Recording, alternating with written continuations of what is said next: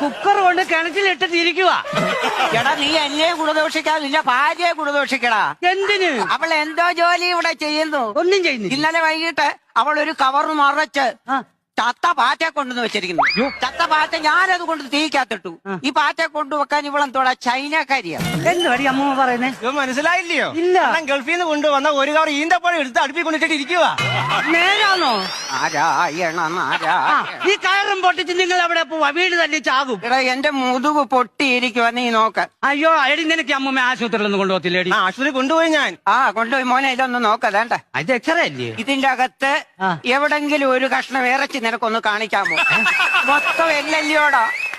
എടാ മോനെ, എന്നെ പട്ടിണിക്ക് ഇട്ടേക്ക് വാടാ. എടി നീ അമ്മൂമ്മയ്ക്കൊന്നും കൊടുക്കത്തില്ലോടി നീ? എന്റെ അണ്ണ അവിടെ ആദ്യം ആഹാരം വെച്ച അമ്മയ്ക്ക് ഞാൻ കൊടുക്കുന്നത്. ആണോ? ഓ തരും മോനെ, നീ കേട്ടോളാം. ഇവിടെ മാങ്ങ വാങ്ങിച്ചാ മാങ്ങാണ്ടി എനിക്ക്, കോഴിയെ വാങ്ങിച്ചാ